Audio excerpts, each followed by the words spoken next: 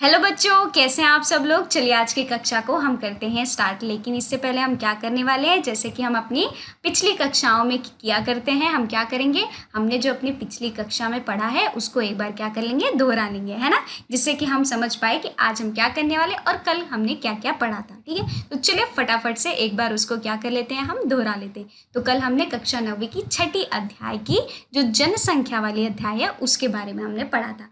जनसंख्या क्या होती है उसके बारे में हमने जाना था। जनगणना क्या होती है उस अध्याय में हमने इसके बारे में भी पढ़ा था। घनत्व के आधार पे जो हम जनसंख्या का वितरण कैसे करते हैं उनके बारे में भी हमने पढ़ा था। जो जनसंख्या होती है उसमें वृद्धि या फिर जनसंख्या में जो परिवर्तन आते हैं, किस प्रकार आते हैं, किस कारणवश आते हैं, किन कारकों के वश आते हैं, हमने उनके बारे में भी जाना था। ठीक है, और क्या पढ़ा था हमने हमने पढ़ा था कि साक्षर जो दर होता है वो आखिरकार क्या है। हमने देखा था कि अगर किसी राज्य में साक्षर दर ज़्यादा है, अधिक है, तो वो क्या कर सकेंगे, हमारी भारत की आर्थिक स्थिति में वो क्या कर सकेंगे, उसको बढ़ाने में योगदान दे सकते हैं ना। इनके बारे में हमने पढ़ा था। आखिरकार जो हमारी राष्ट्रीय जो जनसंख्या नीति है, जो कि भारत सरकार द्वारा क्या की गई है, उन्हें निकाला गया है, मतलब उनकी स्थापना की गई है, हमने उनके बारे में भी जाना था। जो राष्ट्रीय जो जनसंख्या जो आपका नीति है 2000 क्या कहती है, इसके अंतर्गत क्या क्या चीज़ें आती हैं, क्या क्या भारत सरकार द्वारा की गई हैं चीज़ें, है ना, उनके बारे में भी हमने पढ़ा था, है ना। लिंग अनुपात क्या होता है, हमने इसके बारे में भी जाना था। तो इन सारी चीज़ों को हमने अपनी कल की कक्षा में क्या किया था, कवर किया था, मतलब इन सारी चीज़ों को कल की कक्षा में पढ़ा था, है ना।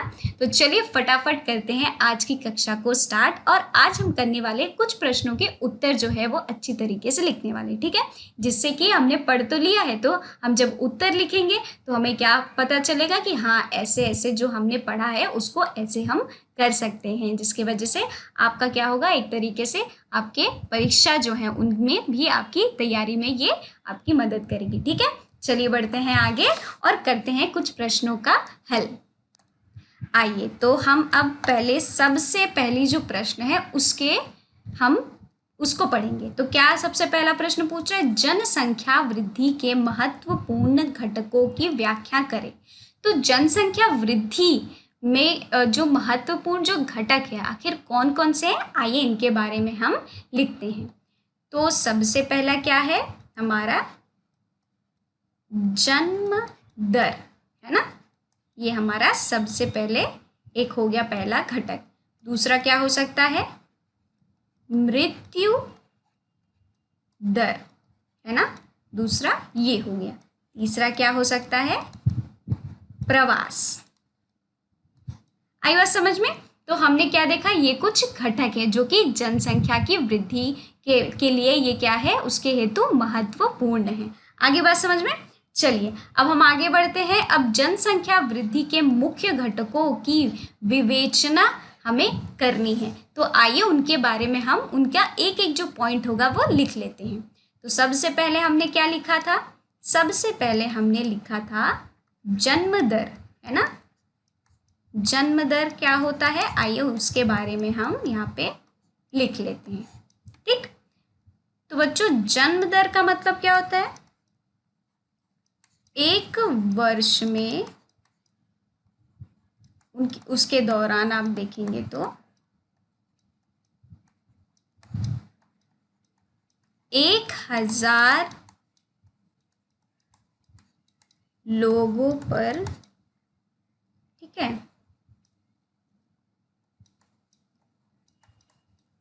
जीवित या पैदा हुए बच्चों की जो संख्या होती है उसे हम क्या कहते हैं, जन्म दर। ठीक है, एक वर्ष में आप देखेंगे उसके दौरान 1000 लोगों पर, ठीक है, जो जीवित या फिर पैदा होते हैं जो बच्चे, उनकी जो संख्या होती है उसे हम कहते हैं जन्म दर। आगे बात समझ में। चलिए दूसरा हमने क्या लिखा था, मृत्यु दर, है ना। मृत्यु दर अब क्या होता है, आइए उसकी हम विवेचना कर लेते हैं। तो मृत्यु दर क्या होता है, यह एक वर्ष के दौरान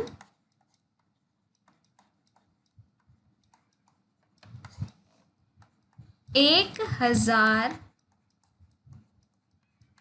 लोगों पर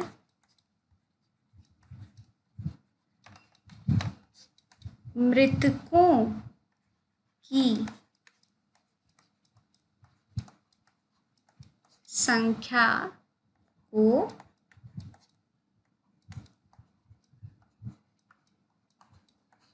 प्रदर्शित करता है ना।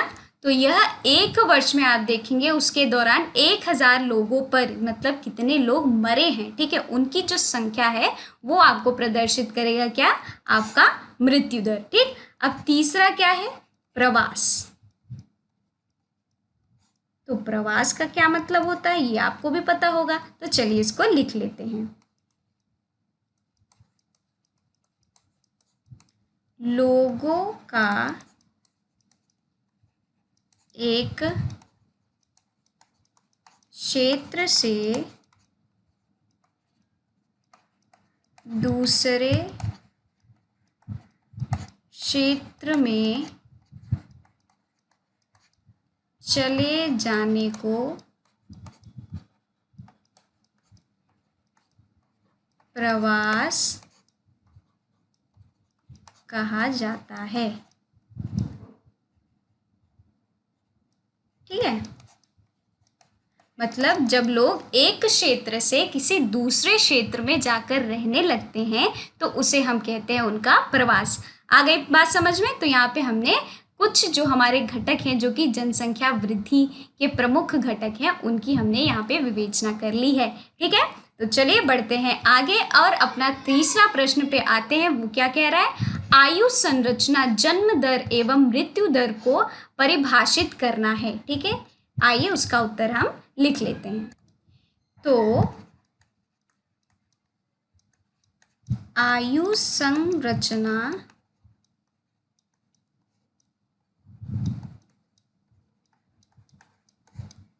किसी देश में जनसंख्या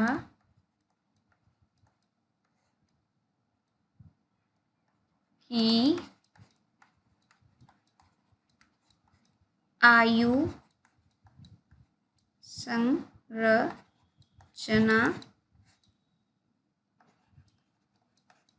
वहाँ के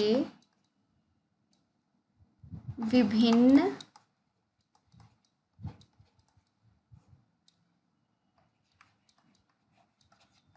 आयु समूहों के लोगों की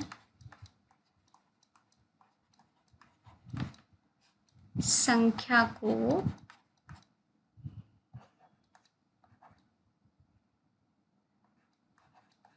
बताता है। ठीक है, यह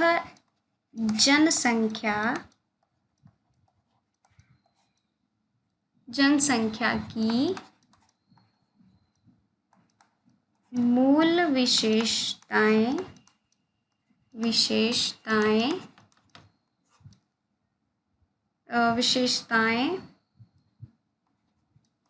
में से एक है। कौन कौन से आते हैं इसमें, इसमें आता है आपका जन्म दर। ठीक है, जन्म दर क्या होता है, जो कि हमने अभी ही लिखा है अपनी पिछली जो उत्तर थी, एक वर्ष में, ठीक है, उसके दौरान 1000 लोगों पर होने वाले जीवित या पैदा होने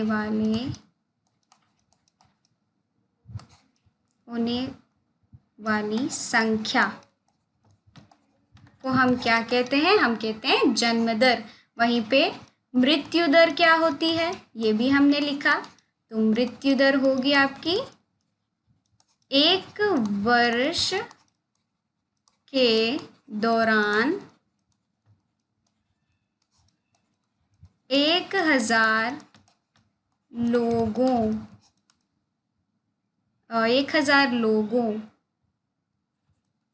पर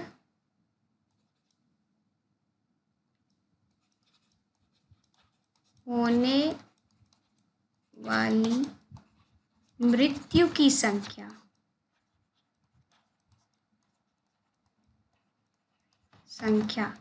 को हम क्या कहते हैं बच्चों? हम कहते हैं मृत्यु दर। आ गई बात समझ में? चलिए अब बढ़ते हैं आगे, अपना अगला प्रश्न करते हैं। तो अगला प्रश्न क्या पूछ रहा है हमसे? अगला प्रश्न पूछ रहा है प्रवास किस प्रकार जनसंख्या परिवर्तन का एक निर्धारक कारक जो होता है उसको कहा जाता है? किस वजह से प्रवास जो है, तो चलिए सबसे पहले हम क्या लिख लेते हैं? हम लिख लेते हैं आखिरकार प्रवास जो होता है वो किसे हम कहते हैं। ठीक है, तो आप देखेंगे कि लोगों का एक क्षेत्र से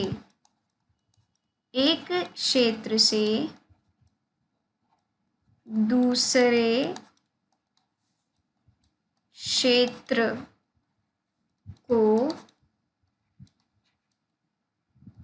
पलायन करना। ठीक है, पलायन या फिर चले जाने को हम क्या कहते हैं? प्रवास। एक क्षेत्र से दूसरे क्षेत्र जब वो पलायन करते हैं या फिर चले जाते हैं तो उसे हम कहते हैं उनका वो प्रवास। ठीक है, तो ये मैंने आपको प्रवास के बारे में पहले बता दिया। तो आइए अब हम उसका उत्तर जो है क्या है वो लिखते हैं। ठीक, यह न केवल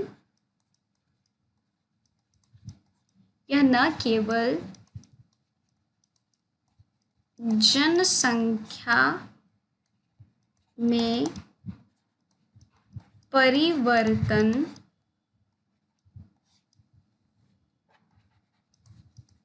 करता है बल्कि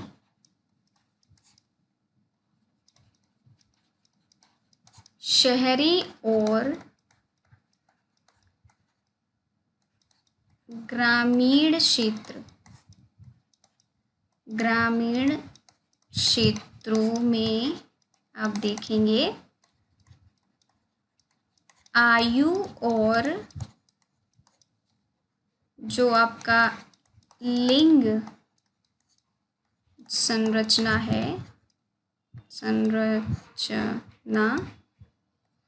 की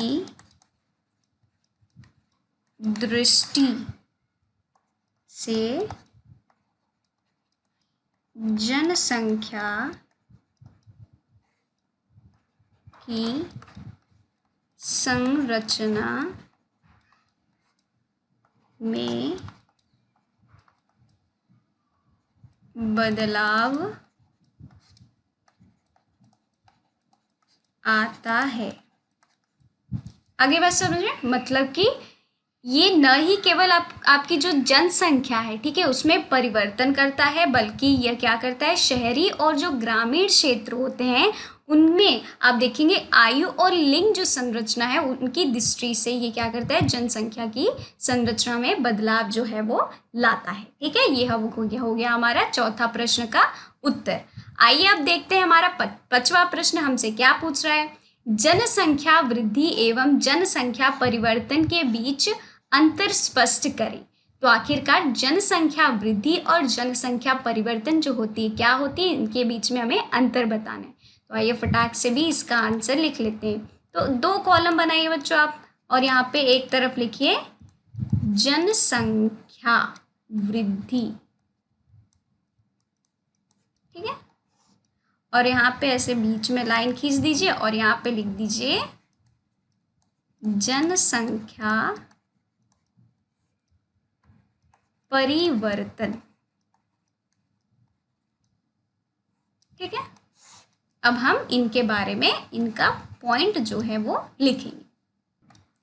चलिए, तो जनसंख्या वृद्धि से तात्पर्य है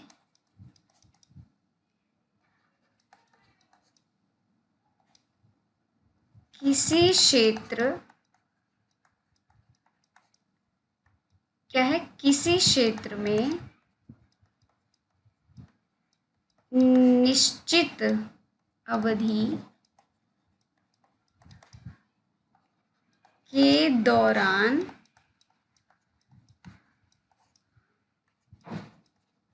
रहने वाले लोगों की संख्या में जो परिवर्तन होता है, परिवर्तन से है।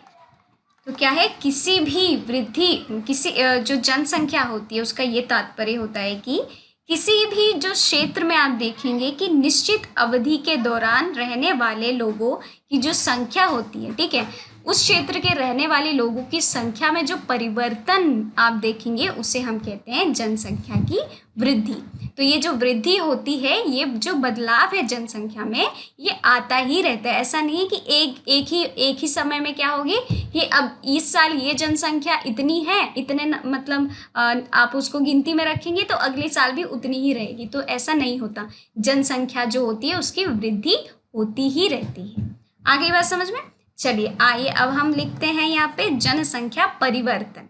तो देखिए यह क्या होता है, यह किसी विशेष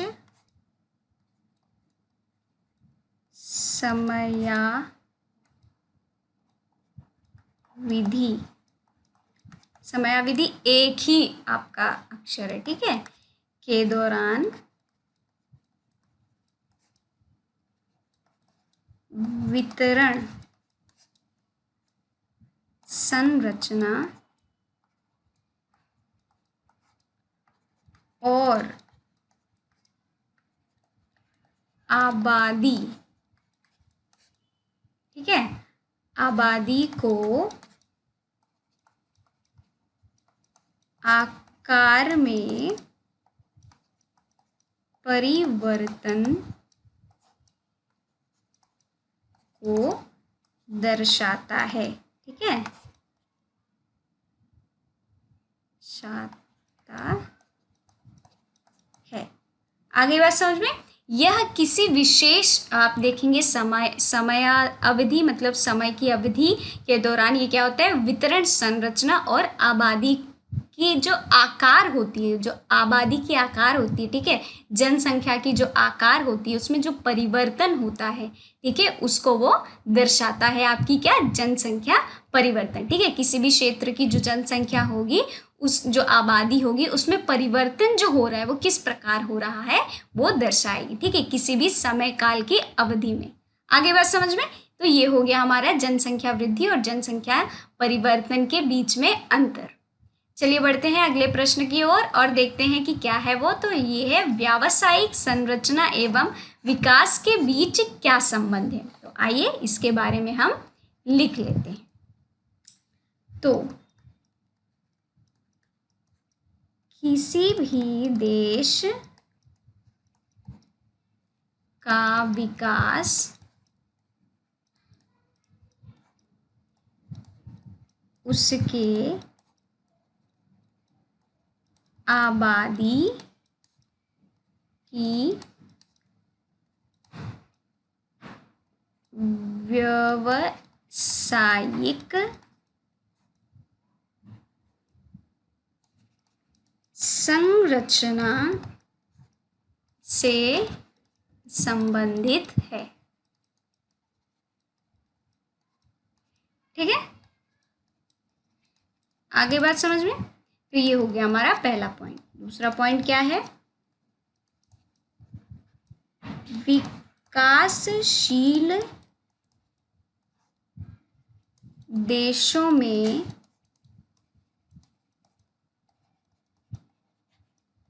प्राथमिक जो आपका क्रियाकलाप होता है, क्रियाकलापों में कार्यरत लोगों का अनुपात अधिक होता है। ठीक है, जबकि वहीं पे आप देखेंगे, जबकि हाथ चलते रहने चाहिए बच्चों, आपके हाथ आपके रुकने नहीं चाहिए, क्योंकि ये जो सारे प्रश्न हैं बहुत ही ज़्यादा महत्वपूर्ण है। ठीक है, आपके इस अध्याय के साथ ये जो प्रश्न है बहुत ही महत्वपूर्ण है, जो कि आपको अपने नोट कॉपी में लिखते रहना चाहिए। जैसे मैं लिखते रहती हूँ ना, मेरे साथ साथ आपको लिखना पड़ेगा, क्योंकि अगर आप नहीं लिखेंगे तो आपको समझ ही नहीं आएगा। तो इसलिए जो प्रश्न है वो आप बोल बोल कर मेरी तरह से लिखते चलिए। ठीक है, तो विकसित देशों में आप देखेंगे, विकसित देशों में द्वितीय एवं तृतीय क्रियाकलापों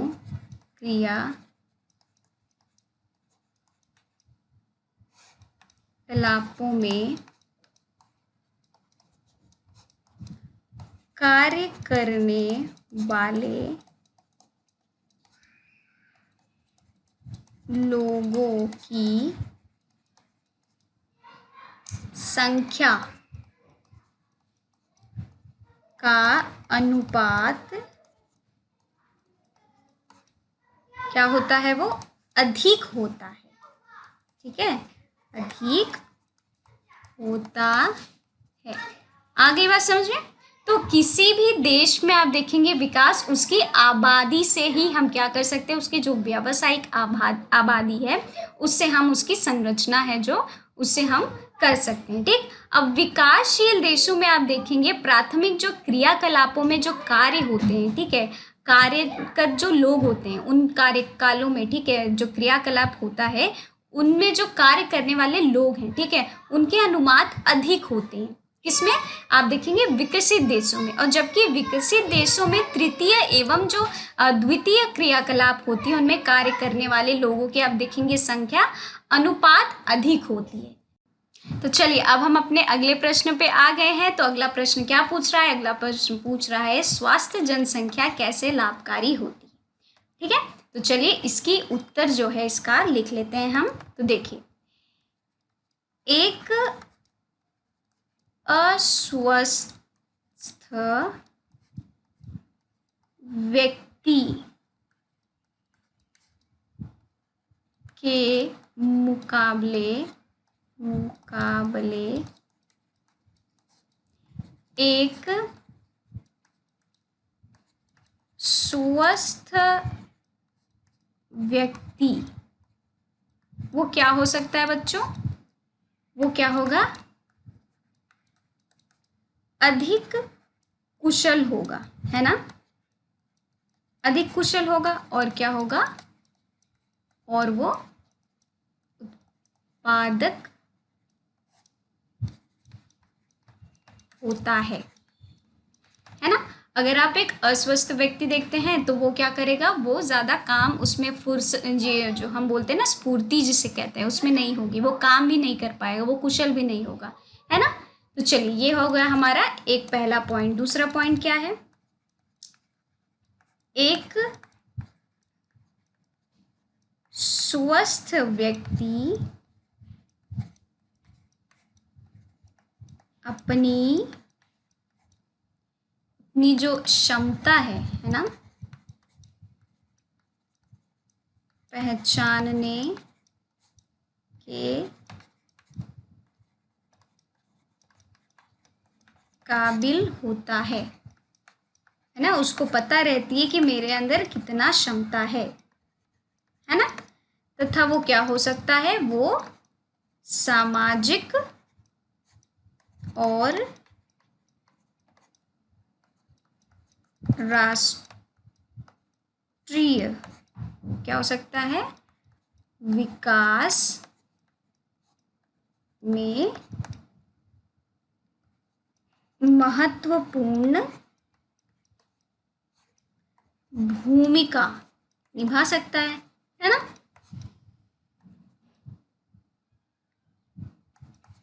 निभा सकता है ना? तो अगर एक स्वस्थ व्यक्ति होगा तो वो क्या होगा, कैसा होगा? वो हमारे जो आर्थिक स्थिति है हमारे भारत की या फिर किसी भी देश में आप देखेंगे वहाँ पे अगर एक स्वस्थ व्यक्ति है तो उनकी जो राष्ट्रीय जो विकास है, ठीक है, उसमें वो क्या कर सकता है? महत्वपूर्ण भूमिका निभा सकता है। वहीं पे एक अस्वस्थ व्यक्ति ऐसा नहीं कर पाएगा, वो अपनी क्षमताओं को नहीं पहचान पाएगा। ठीक, चलिए बढ़ते हैं अगले प्रश्न पे। क्या पूछ रहा है वो? राष्ट्रीय जनसंख्या नीति की मुख्य विशेषताएं जो है, हमने कल क्या क्या पढ़ी थी, चलिए उसके बारे में हम लिख लेते हैं। तो उनकी मुख्य विशेषताएं हमें बतानी है। तो सबसे पहला क्या था? सबसे पहला था 14 वर्ष से कम आयु के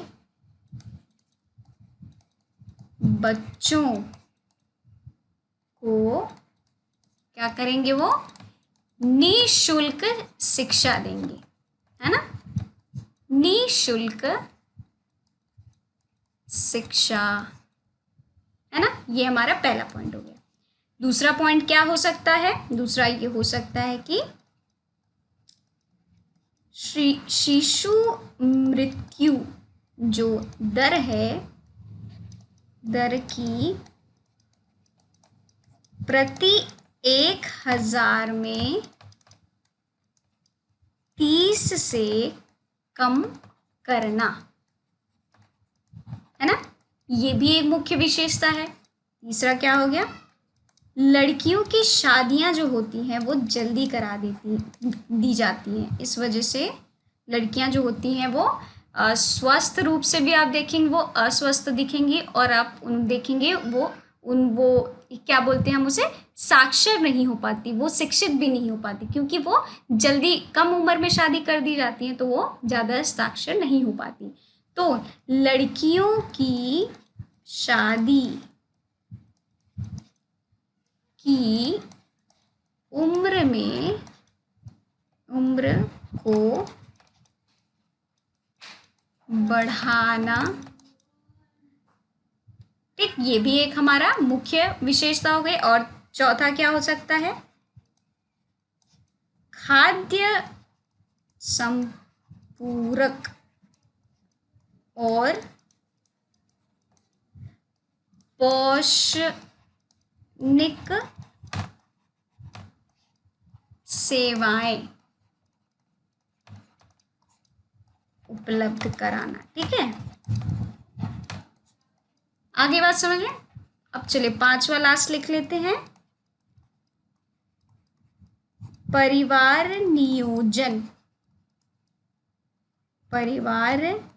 नियोजन की एक जन केंद्रित, ये क है, ठीक है, केंद्रित कार्यक्रम बनाना, ठीक। तो ये हो गए हमारे कुछ मुख्य 5 विशेषताएं जो कि मैंने आपको बताई हैं। और भी ऐसे कई विशेषताएं हैं, अगर आप चाहे तो आप इनमें क्या कर सकते हैं, जोड़ सकते हैं। आगे बात समझ में? चलिए बढ़ते हैं आगे और हम क्या करते हैं, अब इस अध्याय को करते हैं हम समाप्त, ठीक है। तो क्या करने वाले हैं अब हम दोहराने वाले, क्योंकि हम अपने अंतिम चरण पर इस अध्याय के आ गए हैं। तो क्या करेंगे अब हम, चलिए दोहराते हैं। जनगणना समय समय पर की जाने वाली जनसंख्या की आधारित जो गणना होती है, आधिकारिक जो गणना होती है, उसे कहा जाता है, ठीक। भारत की लगभग आधी आबादी सिर्फ 5 राज्यों में रहती है, उत्तर प्रदेश, महाराष्ट्र, बिहार, पश्चिम बंगाल और आंध्र प्रदेश। आप देखेंगे ये क्या है, ये प्रभावित है, जनसंख्या इसमें जो है बहुत ही अधिक है, इसलिए ये अधिक प्रभावित है जनसंख्या से। जनसंख्या घनत्व की गणना प्रति इकाई क्षेत्र में व्यक्तियों की संख्या के रूप में की जाती है। आइए तो देखिए, जनसंख्या जो है वो परिवर्तन 3 प्रक्रियाओं से प्रभावित होती है, जैसे कि जन्म, मृत्यु और प्रवास। ठीक है।